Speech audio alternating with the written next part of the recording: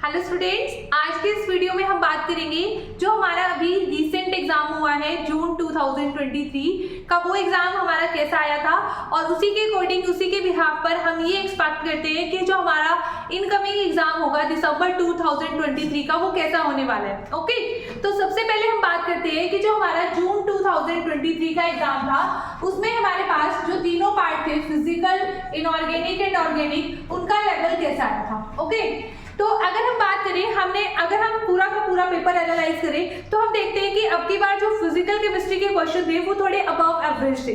Okay, तो physical chemistry के जो क्वेश्चन थे वो अबव एवरेज थे, मतलब वहां पर कहीं ना कहीं, ठीक है, अगर किसी स्टूडेंट ने प्रिपेयर किया भी होगा उनको वहां पर प्रॉब्लम आ रही होगी क्वेश्चन को सॉल्व करते टाइम। ओके, तो फिजिकल केमिस्ट्री, देन हमारे पास क्या था, ऑर्गेनिक और इनऑर्गेनिक। अब की बार बहुत ही ज्यादा इजी आया था, इनऑर्गेनिक के क्वेश्चन इजी थे, वो आराम से सबके सॉल्व हो गए होंगे। ठीक है, तो जो इनऑर्गेनिक पार्ट था दैट वाज वेरी इजी, ठीक है, इन जून 2023 एग्जाम। ओके, अब हम क्या करते हैं, अब है ना, अब हमें बात करनी है कि जो हम कैसे एक्सपेक्ट करेंगे कि हमारा जो दिसंबर 2023 का एग्जाम है वो कैसा होने वाला है। ओके, तो आप एक चीज तो आइडिया यहाँ से शॉर्ट लगा सकते हो कि जैसे हमारे पास अब की बार फिजिकल केमिस्ट्री वाला पार्ट क्या है, अबव एवरेज आए उसके क्वेश्चन, तो हो सकता है नेक्स्ट टाइम आपके ऑर्गेनिक पार्ट में से थोड़े अबव एवरेज आ जाए या फिर ऑर्गेनिक पार्ट में से क्या आ जाए, क्वेश्चन थोड़े अबव एवरेज आ जाए। तो आपको ये मान के चल रहा है कि तीनों पार्ट में से हमारा जो एक पार्ट है वो तो डिफिकल्ट होने वाला है, ऐसा मानो कि वो डिफिकल्ट होगा।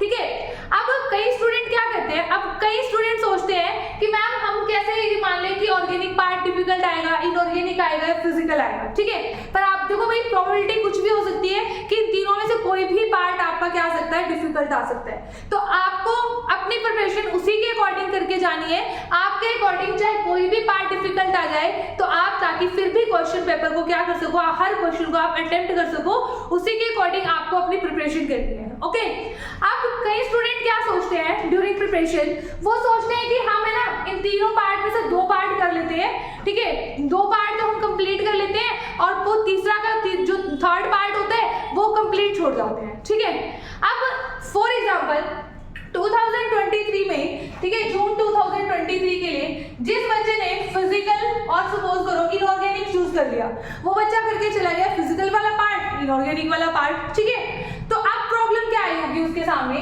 अब उसने देखा कि फिजिकल केमिस्ट्री के क्वेश्चन आ गए अबव एवरेज, तो ठीक है 101% उसको ना, ठीक है, वो क्वेश्चन सॉल्व करते हुए कुछ ना कुछ प्रॉब्लम आ रही होगी। ठीक है, मतलब जितने वो एक्सपेक्ट करके गया था कि मेरा इतना पार्ट यहाँ से कवर हो जाएगा, ठीक है, मैं यहाँ से इतना स्कोर कर लूंगा फिजिकल केमिस्ट्री से, वो उतना स्कोर नहीं कर पाया होगा। ओके, अब अगर यहाँ पे प्रॉब्लम आ गई तो इसका मतलब क्या है कि हमारे पूरे पेपर में, मतलब हमारे पूरे स्कोर में क्या आ गई, हमें प्रॉब्लम आ गई है। ओके, अब हम जेआरएफ करना चाहते हैं, जेआरएफ नहीं होगा, है ना।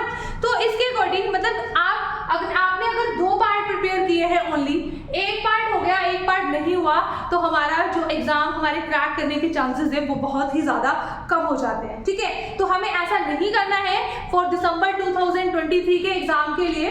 तो आपको अपनी स्ट्रैटेजी कैसे बनानी है, ठीक है, आपको अपनी स्ट्रैटेजी इस तरीके से बनानी है कि जो आपका पार्ट बेस्ट हो। ठीक है, ये इंडिविजुअल सबको पता होता है कि हमारा कौन सा पार्ट बेस्ट है। अगर आपका फिजिकल है तो आप फिजिकल, अगर आपका इनऑर्गेनिक पार्ट सबसे बेस्ट है तो इनऑर्गेनिक। ठीक है, तो वो पार्ट को आपको क्या करना है, फुल प्रिपेयर करना है। ठीक है, सपोज करो किसी बच्चे का इनऑर्गेनिक पार्ट बहुत ही ज्यादा बेस्ट है और ठीक है, तो वो इनऑर्गेनिक तो क्या करेगा, कंप्लीट प्रिपेयर करेगा, मतलब ये तो फुल प्रिपेयर करेगा वो। ठीक है, इनऑर्गेनिक वाला पार्ट। अब सेकंड आप क्या करते हो कि भाई ऑर्गेनिक और इनऑर्गेनिक में से मैम, फिर हम ऑर्गेनिक और फिजिकल में से किसको चूज करें। ठीक है, आपको चूज नहीं करना, आपको कुछ टॉपिक्स फिजिकल के करके जाने हैं और कुछ टॉपिक्स आपको ऑर्गेनिक के करके जाने हैं। आपको ऐसा नहीं करके जाना कि आप फुली क्या कर जाओ, एक पार्ट कर जाओ। ठीक है, तो फिर वही बात हो जाएगी कि आपने सिर्फ दो पार्ट अच्छे से प्रिपेयर किए। ओके, जैसे आपने चूज किया फिजिकल, ठीक है, फिजिकल केमिस्ट्री की आप कौन से टॉपिक चूज करो कि आपका आसानी से क्या हो जाए, ठीक है, आपके वो टॉपिक आसानी से हो जाए। ठीक है, फॉर एग्जाम्पल हम यहाँ पर कंसिडर करते हैं कि कोई मेडिकल का स्टूडेंट है। ठीक है, अगर मेडिकल के स्टूडेंट को जनरली क्या रहता है कि उनको ना जो कैलकुलेशन वाला पार्ट होता है उसमें बड़ी प्रॉब्लम रहती है। ठीक है, तो वो बच्चा क्या कर सकता है, जैसे क्वांटम में बहुत ज्यादा ही आपकी क्या होती है, कैलकुलेशंस होती है। देखो क्वांटम एक अच्छा टॉपिक है, काफी क्वेश्चन आ जाते हैं वहां से, बट अगर किसी को उस पार्ट में ही प्रॉब्लम है, कैलकुलेशन पार्ट में बहुत ज्यादा प्रॉब्लम है, तो वो बच्चा क्या कर सकता है, क्वांटम को स्किप कर सकता है, उसके बजाय वो और टॉपिक्स कर ले, क्योंकि इनऑर्गेनिक तो उसने फुल प्रिपेयर किया है ना, ठीक है, तो उसके अकॉर्डिंग आप प्रिपेयर कर सकते हो, ठीक है। तो आप देखो जैसे मैंने यहाँ पर पहले से ही यहाँ पर टॉपिक लिख दिए जो हमारे नेट एग्जाम में आते हैं, ठीक है, जैसे organic, inorganic, physical and organic chemistry. अगर हम टोटल देखें 10, 10 एंड 11, तो टोटल हमारे पास इसकी 31 यूनिट्स हो जाती है, ठीक है। अब ऐसा तो पॉसिबल है नहीं कि भाई सभी की सभी यूनिट्स आप करके जाओ, 31 यूनिट आप एग्जाम में करके जाओ, ठीक है, क्योंकि यूनिट कहने में 31 है। जैसे ऑर्गेनिक स्पेक्ट्रोस्कोपी, मैंने यहाँ पर लिखा ऑर्गेनिक स्पेक्ट्रोस्कोपी, ऑर्गेनिक स्पेक्ट्रोस्कोपी अपने आप में बहुत बड़ी है, उसमें NMR भी आएगा, है ना, NQR आएगा, आपके IR आएगा, ठीक है, तो ये सारी चीजें उसमें आने वाली है, ओके। अब हमारे पास, ठीक है, अब नेक्स्ट क्या आता है कि हमारे पास, ठीक है, अब 31 की यूनिट, जो 31 यूनिट्स है वो हम प्रिपेयर नहीं कर सकते, तो उसके लिए यही ऑप्शन है कि आपको ना सबसे पहले अपने वो टॉपिक्स चूज करने हैं कि हमें करके क्या जाना है, हमें प्रिपेयर क्या करना है एग्जाम के लिए, ठीक है, सो दैट आप एक अच्छा स्कोर वहां पर, एक अच्छा स्कोर आप अचीव कर पाओ, ठीक है। तो सबसे पहले आपके जो यूनिट्स हैं उनकी सिलेक्शन होनी चाहिए, हमें ये टॉपिक्स क्या करने हैं, करके जाने हैं, ओके।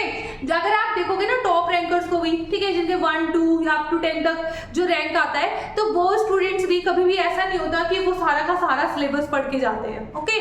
सिर्फ एक स्ट्रैटेजी होती है हमारी कि हमें किस तरीके से टॉपिक को क्या करना है, प्रिपेयर करना है, ठीक है। अब फॉर एग्जाम्पल, ठीक है, मैं एक रैंडमली बात कर लूँ यहाँ पर, ठीक है, किसी स्टूडेंट को ना क्रैमिंग में बड़ी प्रॉब्लम आती है कि मतलब हमें ना वो चीजें याद नहीं होती जो चीजें याद करनी पड़ती हैं, ठीक है।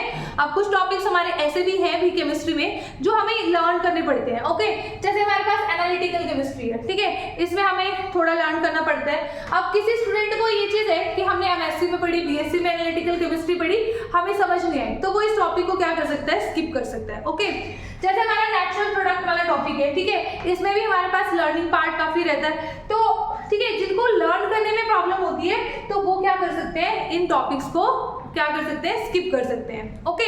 जैसे मेडिकल के स्टूडेंट के लिए मैंने बताया कि भाई अगर आपको बहुत ही ज्यादा कैलकुलेशन में प्रॉब्लम है, तो आप जिनमें ज्यादा कैलकुलेशन है, जैसे फिजिकल में क्वांटम है, तो आप इसको क्या कर सकते हो, आप इसको स्किप कर सकते हो, राइट। वो बच्चे क्या कर सकते हैं, जैसे केमिकल काइनेटिक्स टॉपिक हो गया हमारा, सेकंड सरफेस केमिस्ट्री हो गया, पॉलीमर हो गया।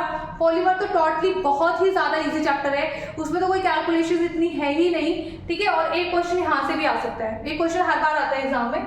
जैसे सॉलिड स्टेट हो गया, ठीक है, आपके पास इन टॉपिक्स में से ना, ठीक है, वो बच्चा इन टॉपिक्स को प्रिपेयर कर सकता है, क्योंकि इन टॉपिक्स में जो न्यूमेरिकल्स आते हैं उनमें बहुत ज्यादा ही टिपिकल कैलकुलेशंस आपकी नहीं रहती, सिंपल कैलकुलेशंस रहती है जो हर बच्चा आसानी से कर सकता है, ओके, ठीक है। ऐसे ही फिर आप ऑर्गेनिक में से चूज करो।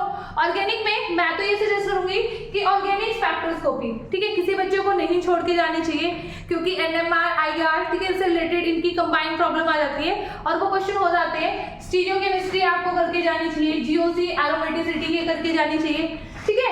तो मैं यहाँ पर अपने अकॉर्डिंग नहीं बताऊंगी आपको कि आपको ये टॉपिक करने चाहिए, मैं यही सजेस्ट करूंगी कि जो टॉपिक आपको, जिस टॉपिक में आप कंफर्टेबल हो, आपको इस हर किसी को इंडिविजुअली चीज पता होती है कि मैं इस टॉपिक में ज्यादा कंफर्टेबल हूं, तो आप आज ही अपने उन टॉपिक्स को अपना एक चार्ट बनाएं, उसके ऊपर टिक करें कि मुझे ये टॉपिक्स मुझे ये टॉपिक्स करके जाने हैं, ठीक है। आप इसके अकॉर्डिंग करो कि जैसे 31 है, 31 में से मुझे 21 यूनिट्स मुझे करके जानी है, ठीक है, इतना तो आप टारगेट रखना ही भाई, ठीक है, इससे कम टारगेट मत रखना, ठीक है। 21, इससे 1-2 यूनिट ज्यादा कर लेना, पर इससे कम टारगेट आप नहीं रखोगे, ठीक है, ओके।